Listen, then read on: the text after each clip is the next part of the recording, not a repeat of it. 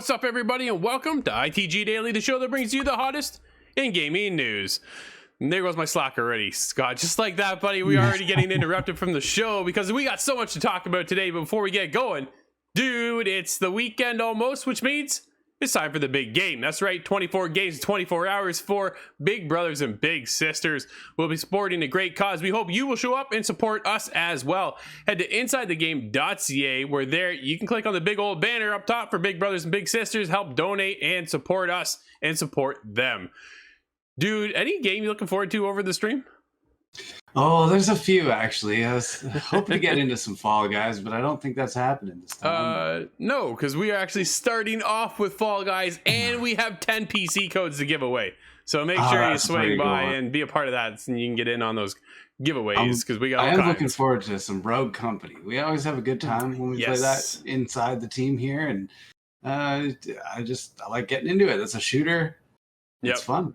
It is. It's one of those games you just pick up and away you go, man. It's a blast every time. But dude, coming up on today's show, because we got lots to talk about, could Horizon Zero Dawn / Forbidden West see a VR experience or game? We'll get into that discussion. Xbox will be at the Tokyo Game Show, but won't be geared towards us at all, Scott. It's not for our market. And is Battlefield 2042 going the way of the delay? Yes, it is, because I just received that press release before we actually hit the record button. So there it is. But if you can't catch our show, you should look for it over at InsideTheGame.ca, podcast services, and TV streaming networks around the globe. Dude, you ready to get going? Yes, I am. There's some interesting topics here. Oh, man. Some good news, some bad news. Yeah, well, it's every day is like that, isn't it, though? Like, seriously. It always is. I'm just glad we're out of a couple weeks ago's bad news. That was just... It's like a daily occurrence. I'm so ready for that to be behind us. Yeah, no, I like the positive stuff. It's always a lot more cheerful. Dude, let's get into this hype zone right now, because Sprite Studios is reportedly working on a VR game for Horizon. Yes, please, man. Please. Let's see what happens here. Sprite Studios, which recently found itself huddling under the umbrella of Sony first-party developers, is reportedly working on a VR game, presumably for the PSVR 2. Well, I would hope so, because they did it on the old one. That's not a good step. Yeah. That's a step backwards. No, we want to see it move forward. Yeah, absolutely. And it could be based on the Horizon franchise. Man, according to Nick Baker, the co-founder of Xbox Era, the game in question will be a brand new title and not merely a port of Horizon Zero Dawn or Horizon Forbidden West, with virtual reality tacked on. So we're going to get into our own experience, dude. Oh, man. I like that. That sounds good. Yeah, no, oh man, okay, we saw the delay of Horizon Forbidden West. That's fine, understandable, but I did not expect to hear anything about a VR rumblings in the works at all. But what he doesn't know, however, is if it will be a full-blown offering or a VR experience. So that's the biggest thing, right? He quotes, "I didn't get told if it'll be a full-blown game like Half-Life Alyx, or if it's more like an experience like Batman Arkham." Yeah, I could see being in two of these veins, right? Which way do you want to go? You want to kind of just let us dabble with that VR experience? Or are you going to get a full-blown experience like Half-Life Alyx? Dude, if we get Half-Life Alyx in VR for Horizon, that's going to be sick. Yeah, that's a good experience. I can just imagine you climbing all the really big, long necks and stuff like that, and just getting these vistas of the area. The same kind of thing I was experiencing on PC, but just through your own eyes. That sounds beautiful to me. And this is coming from a history where there's Doom VR as well. So that was a standalone. As far as I understand, it was a standalone of its own. Yep. And it did the job of satisfying what it is to be Doom. So fingers crossed, following Half-Life Alyx, how are you going to measure up to that? But gotta try. So the joys of what the PlayStation VR 2 is presumably going to bring is a lot more innovation moving forward, right? If you have, like myself, the original PlayStation VR, you're still stuck with the Move wands from the PS3 days. Nobody wants to use those in the world of VR, right? If you're playing on the Oculus Quest 2 or over on the Vive, you have a full-fledged controller in your hands. with both paddles, right? Like both controllers, each separately. The PlayStation Move. How long do you have to turn the gear on that to get the steam running? Man, you keep tapping the circle button, so you keep spinning yourself around. It's nobody wants to do that anymore. Get us out of those days, right? That was for what they call that. I was on PS3. It was like the PlayStation Eye. That's what it was. And it was their camera, right? And that's how it would track the Move controllers. It was cool at the time because I played Sorcery. And if anybody ever played that, there's a shout out.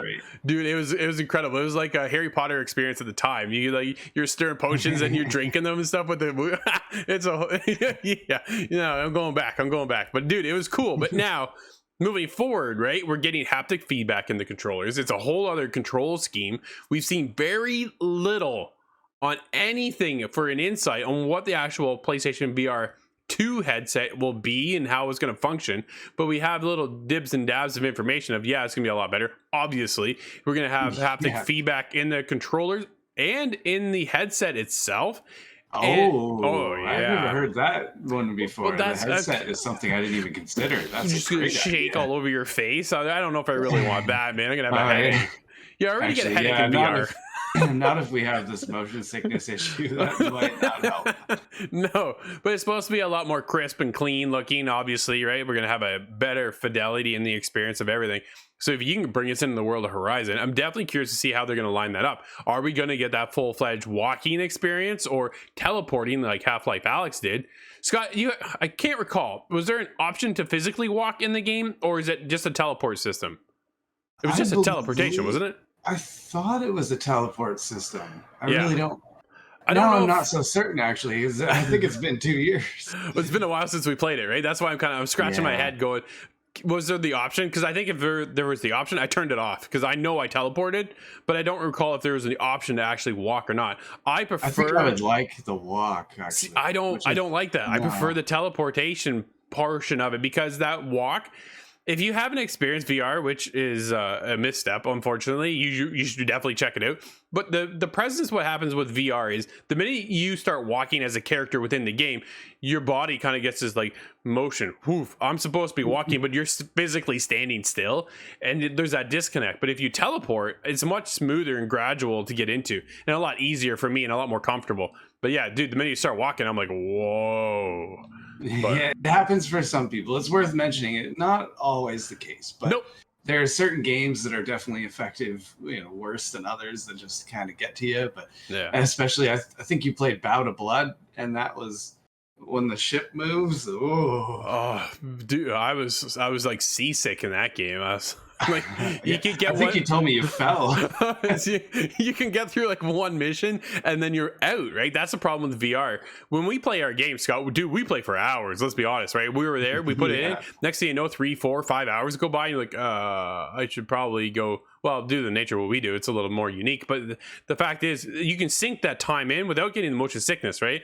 You put 4 or 5 hours into VR, dude, you're looking a little green and might not wake up tomorrow. This is why I haven't played Elite Dangerous in a long time. So I played Star Wars Squadron in VR.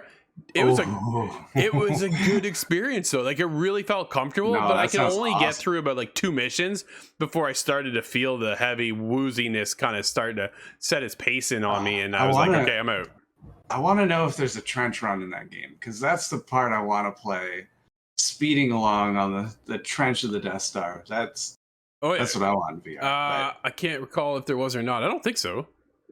I don't believe so, but it was cool, man. I did the multiplayer and everything. It was wild. But when we get back into the Horizon, are we going to play as Aloy, or are they going to introduce us as a side character? Like, there's so many questions, right? Obviously, right now, this is just all rumors and speculation, so we don't quite know what's happening. But fingers crossed. Is this why they hired Fire Sprite to make this game in the first place? So we'll see what happens. And will it be any good is the other question. Well, I think so far VR titles, VR tie-ins have turned out better than movie tie-ins. So I'm hoping. Without a doubt, Scott. What I was hoping for was some good news coming out of Xbox Tokyo Game Show, Scott. It doesn't sound like it's going to be presented for us whatsoever. It's actually going to be on a local relevant updates. not really geared towards the North American side of things. Xbox has confirmed its Tokyo Game Show 2021 presentation will feature locally relevant updates. On September 14th, Xbox head of Asia Jeremy Stinton confirmed the forthcoming presentation at the Tokyo Game Show later this month on September 30th. The Xbox presentation will be kicking off at 6 p.m. local time in Tokyo, which equates basically 2 a.m. PT, 5 a.m. ET, nope, and 10 a.m. BST, and it should run a total of roughly 50 minutes. Quote, similar to last year, this will be a show curated for our players in Japan and across Asia. Stinton wrote on the Xbox website, expect a celebration with our Asia community and locally relevant updates, though no new global debuts should be expected. Tune in to see the latest regional relevant updates. They keep reiterating on that, don't they? Yeah, I think they're speaking to the Asian market specifically. Don't worry, this one's for you. Yeah, and that makes a lot of sense because Xbox has a lot of expansion to do in that area. Big time. And that makes a lot of sense. But there's something in the bottom line here that's kind of going unmentioned is no real global reveal. Yes. World premiere. That's what it was.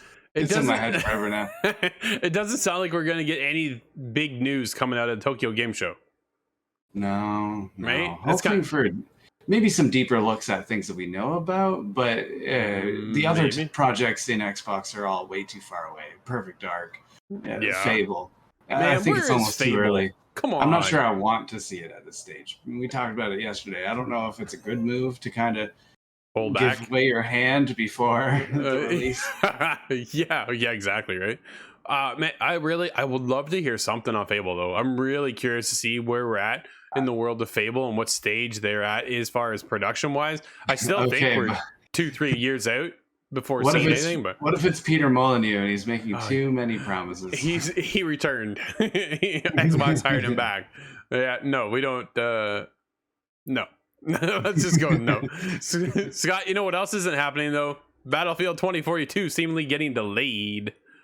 Sounds like you're saying canceled there, but luckily it's just a delay. That's still disappointing, but it is a delay. Unfortunately, so this just came in just before we started hitting that record button. Electronic Arts today announced a change to the launch date of Battlefield 2042, which will now see a worldwide release on November 19th, 2021. EA is reiterating on our netbooks fiscal 2020. Yeah. I'm going down here to what they posted on the blog. We made the decision to shift the launch of Battlefield 2042. The game will now be released worldwide on November 19th, 2021. Building the next generation of Battlefield during a global pandemic has created unforeseen challenges for our development teams. Given the scale and scope of the game, we had hoped our teams would be back in our studios together as we move towards launch. Obviously, Scott, that did not happen. Right? No.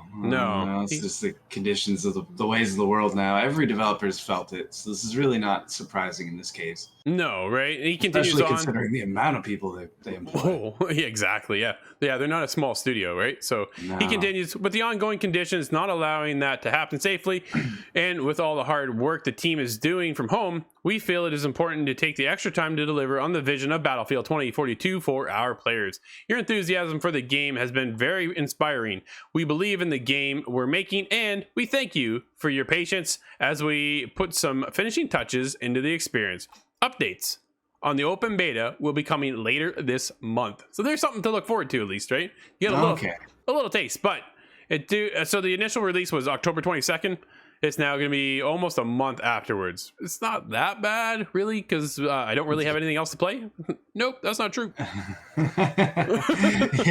Yeah, oh no, if I have to consult the backlog, that's terrible. Yeah, maybe I'll get something else accomplished.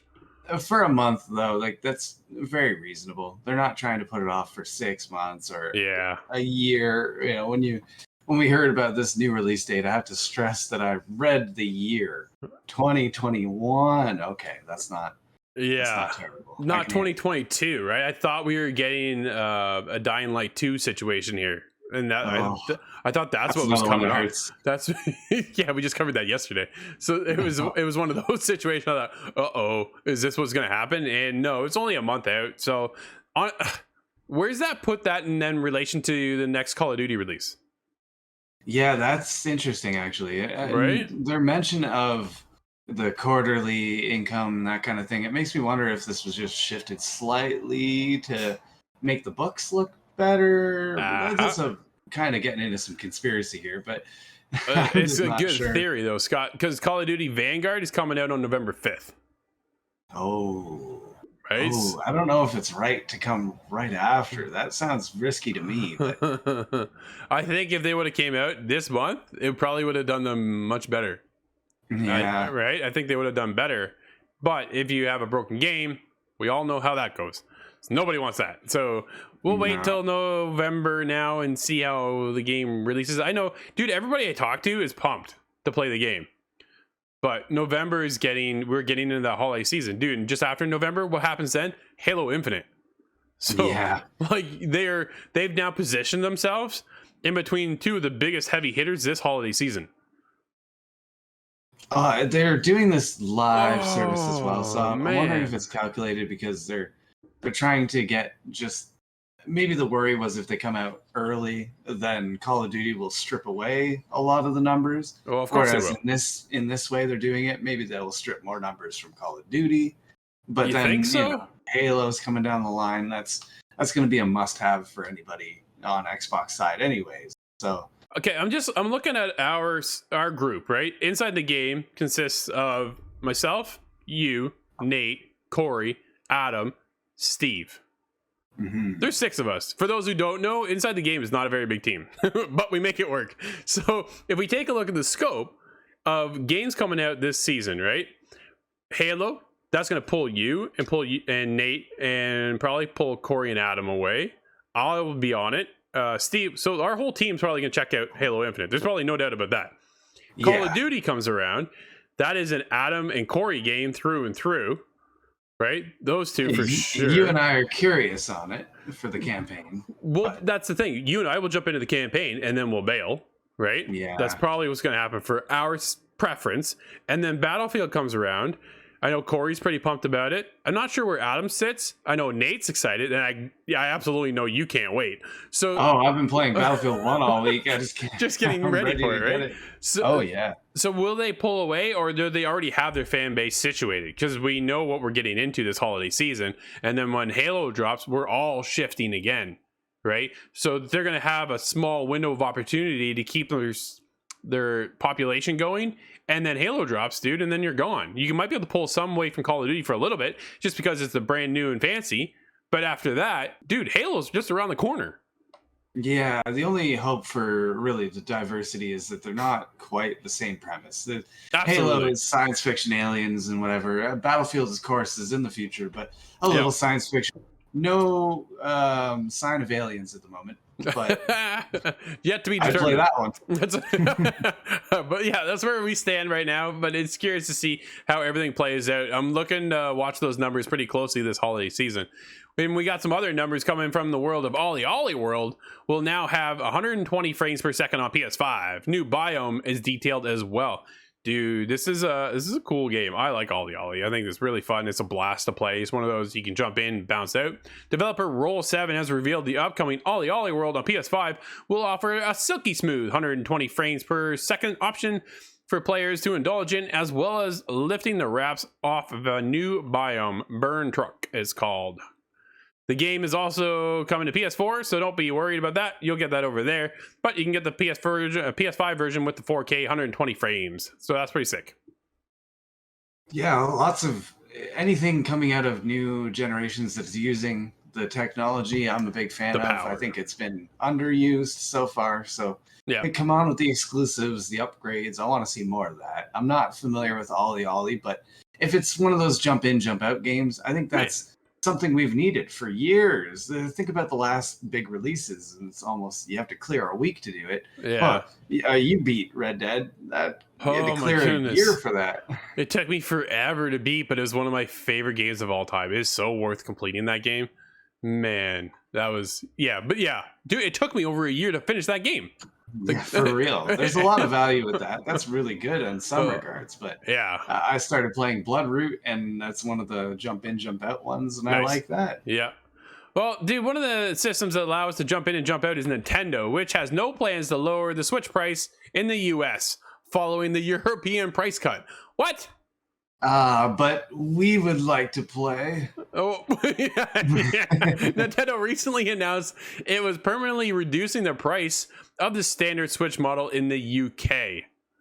Why? Down to 279 euros. So that's a nice little drop, but we get nothing over here in the North American whatsoever. They stated it's not happening. After carefully weighing up a variety of factors, including currency exchange rates in Europe and the upcoming launch of the Nintendo Switch OLED model, we decided that now was the appropriate time to change the European price, trade price of the Nintendo Switch. Well, that sounds like it's more tied to the currency, which actually makes a lot more sense when I think about it. Because if it was, say, $3.99 all across the planet, that would be really unfair for certain areas. Sure, but if you're about to launch a new console, wouldn't that decrease the price of the old generation of the console? I'm just putting it out there. Yes, still waiting for that Super Switch. Aren't we all? One day, Scott, you can celebrate. But for now, dude, why don't you get into game announcements and releases for today? Well, PlayStation has announced Pulse 3D Midnight Black wireless headset. Okay, I've seen some of the photos of this thing, actually. It looks pretty nice. It's kind of slick. It is slick. The headset will be available in our country of Canada late October with the registered or supposed sale price of $129. So you're getting into that mid-range there, but just in time for the holidays, buddy. Got to look into it. Yeah, October. It says late October. Okay, we're at the end of September, and they don't know the actual official release date yet. Isn't that a little weird? For hardware, that seems odd to me. Yeah, they waiting on a chip, a servo. That's very likely, actually. It's a bit of a low blow, but I took it. Well, in terms of full releases today, let's do it. We have Eastward on the Switch and PC.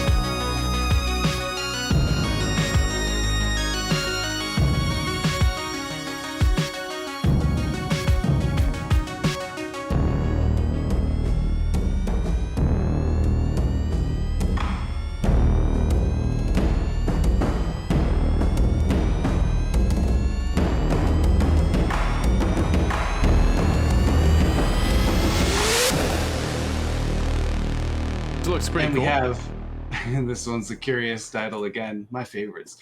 Skate Bird on Xbox One, Switch, PC, and Linux. Surprisingly, no PlayStation there. You guys have to sit out and enjoy your Spider-Man. Dude, Linux. But Linux is there. So yeah, wait a minute. I saw that and I was like, what? Why? Why is that there? I don't even think they make viruses for Linux anymore. I was surprised. Yeah, where's the PlayStation version? Is it already out on PlayStation, maybe? Maybe that's why. Maybe everybody else is just catching up. I don't know. But that's it for me, buddy. I have no idea. But Scott, I do have the idea that this is the end of the show. It was another good one. Dude, hot topics today, man. I'm really... I got my fingers crossed for the Horizon VR game. Yes, I want to see more on that one. There's a lot of possibilities, high potential there. Absolutely. Hit us up over on Twitter at the official ITG. Let us know. You think we're getting that VR game? But until this weekend, everybody, you should be heading over there, InsideTheGame.ca, where you should be checking out the Big Brothers Big Sisters charity stream. 24 games, 24 hours, big time guests, community guests. We have all kinds of things and giveaways, all kinds of prizes. Dude, PlayStation sent us 20 games to give away. Shout out to PlayStation. Thank you. So, you know, we got a great cause to support, and hopefully we'll get all your support. But until tomorrow, dude, it's almost Friday. Huh. Which is almost a stream. So there you go. Until tomorrow, everybody, we'll see you inside the game.